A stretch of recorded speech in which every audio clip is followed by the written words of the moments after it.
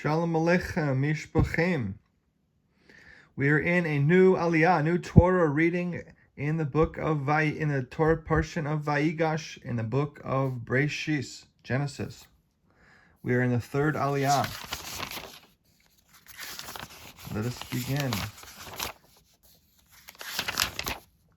I will read with Rashi, Torah on top, Rashi on the bottom. All right, I will read the daily synopsis of this reading. Yosef told his brothers to return to the land of Israel and bring their father Yaakov to Mitzrayim, to Egypt. He arranged for the family to settle in the luxurious province of Goshen, which was also removed from the negative spiritual influence of the rest of Mitzrayim. All right. I just want to see something real quick.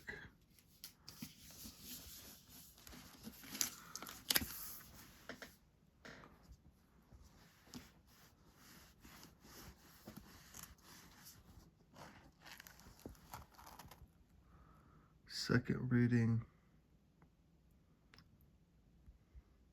We're in the third reading. All right. Beginning with, 45, 8, 27. All right, chapter 45, verse 8. All right. Here's verse 8. All right, Torah, verse 8. So now you see, it was not you who sent me here, but God, and he made me Paro's counselor, master of his entire household and ruler of the whole land of Mitzrayim. All right. Verse 8, Rashi, literally as a father, means here as a colleague and counselor. Verse 9, Torah, go up quickly to my father and say to him, this is what your son Yosef has said. God has made me the master of the whole of Mitzrayim. Come down to me, do not delay. Verse 9, Rashi, go up to my father. He used the term go up because the land of Israel is higher than all other countries. Verse 10, Torah, you will live in the land of Goshen.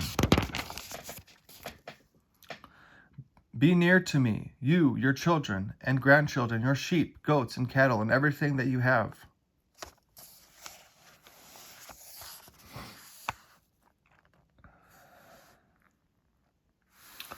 All right, verse 11.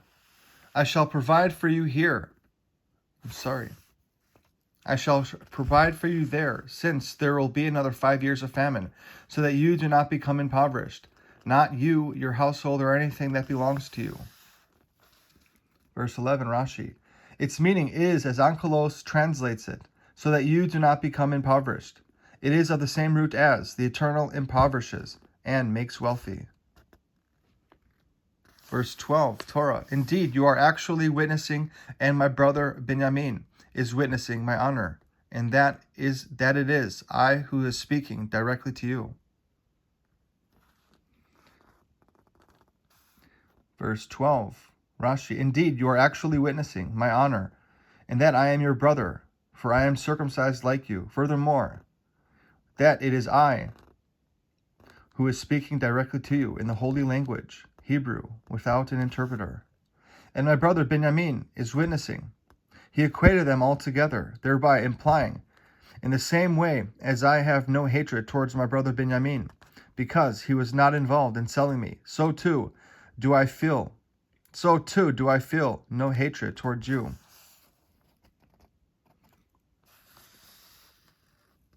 Verse 13. You shall relate to my father all the honor that is given me in Mitzrayim, and everything that you have seen, and you shall quickly bring my father down here. Verse 14. He then fell upon the neck of his brother Benjamin and wept, and Benjamin wept upon his neck. Verse 14, Rashi.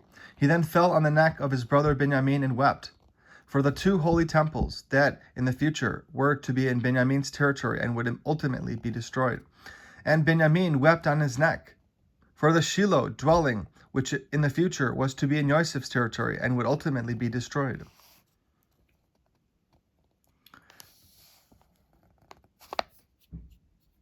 Verse 15. Verse 15. And this is Torah. He then kissed all his brothers and wept on their shoulders. And after that, his brothers spoke with him. Verse 15. Rashi, and after that, since they saw him weeping, and that he was entirely at peace with them, his brothers spoke with him. For at first they felt embarrassed towards him. Verse 16, Torah. The news reached Paro's palace, saying, Yosef's brothers have come. It pleased Paro and his servants.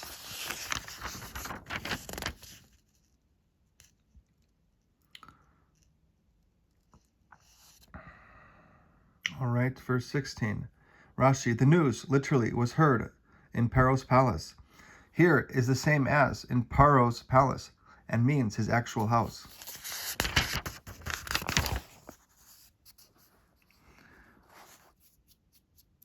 Verse 17, Rashi, Torah. Paro then said to Yosef, tell your brothers, do as follows. Load up your animals with produce and go, bring it to the land of Canaan. Verse 17, load up your animals with produce. Verse 18, Torah. And then take your father and your households and come to me, so that I may give you the best part of the land of Mitzrayim, and you will eat the fat of the land. Verse 19, Torah. And you are commanded to tell them, do as follows. Take for yourselves wagons from the land of Mitzrayim, for your children and your wives, and you shall bring your father and come.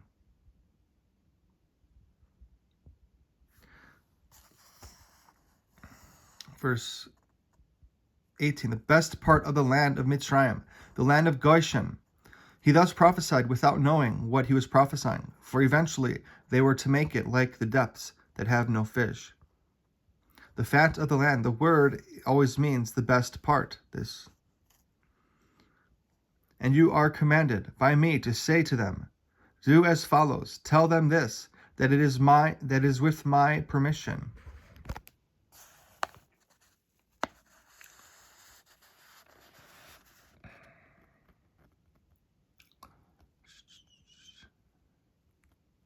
All right.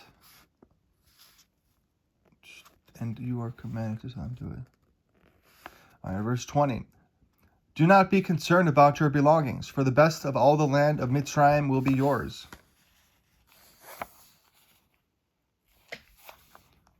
Verse 21. The sons of Israel did so. Yosef gave them wagons on Paro's orders and gave them provisions for the journey. Verse 22. To each of them, Torah, to each of them he gave a set of clothes, but to Binyamin he gave 300 silver pieces and 5 sets of clothes. Verse 23, Torah, to his father he sent as follows, 10 donkeys laden with the best produce of Mitzrayim, and 10 she-donkeys laden with grain, bread, and food for his father for the journey. Verse 23, Rashi, he sent like this, according to the following amount, and what was this amount? 10 donkeys. With the best produce of Mitzrayim. We find in the Talmud in Megillah 16b that he sent him vintage wine, which old people enjoy, and an Agadic explanation is, he sent him split beans. This means, as Onkelos translates it, grain and bread. And food means here, foods that are eaten with bread. Verse 24, he let his brothers go, and when they left, he said to them, do not get angry on the way. Verse 24, Rashi, do not get angry on the way. Do not busy yourselves with deep halachic discussions, so that the way does not become unsteady for you. Another explanation, do not take long strides, and also enter the town where you will stay overnight while the sun is still shining. But according to the straightforward meaning of the verse, it is to be explained as follows. Because they felt ashamed, he was worried that they might quarrel on the way about having sold him, arguing with each other and saying, through you he was sold. You spoke slanderously about him and thus caused us to hate him.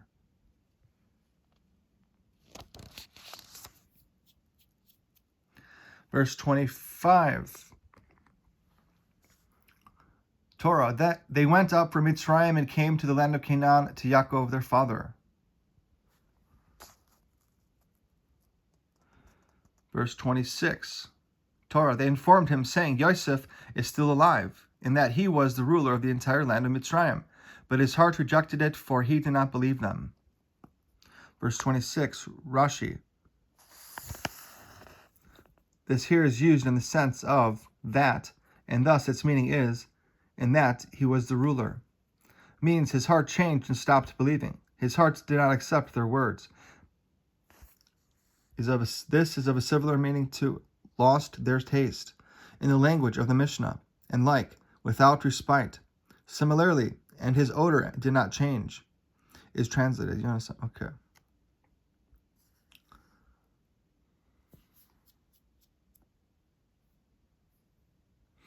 All right.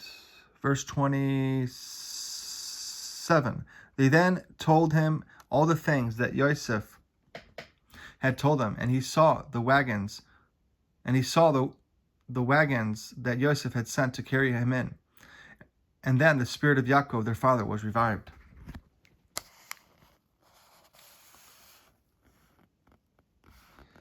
All right, verse 27. All the things that Yosef had told them. Yosef sent a sign with them, indicating which subject he had been studying when he left his father, the section about the calf that has its neck broken.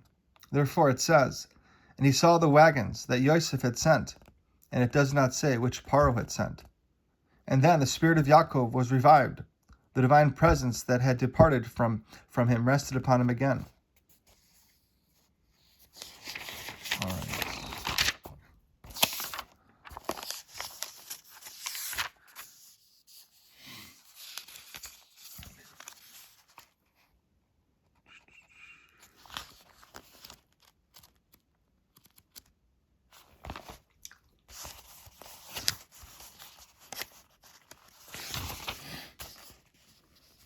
All right. I will read daily wisdom on the Parshiot of what I just read. All right. The title of this daily wisdom on the Parshiot, this is, I believe, from the Lubavitcher Rebbe. It is called Minimizing Discipline. Joseph said to his brothers, "Make haste and go up to my father." At this moment, Joseph realized that he and his father had been separated from one another for exactly 22 years. He understood prophetically that this was divine providence's way of rectifying Jacob's failure to honor his parents during the 22 years he was separated from them. Now that the 22 years were up, Joseph urged his brothers to hastily bring their father to Egypt so that his punishment of separation could end without even one moment of unnecessary delay. This teaches us that although discipline and corrective punishment are at times necessary, we must limit our use of such measures to the absolute minimum. The very moment that they become unnecessary, we must immediately and urgently revert to the ways of kindness and affection. And that is the daily wisdom on the Parshiot. And that was the reading in the Parsha Vayigash, the second Aliyah. All right, in the book of Parshas. Have a wonderful day. Boker Tov.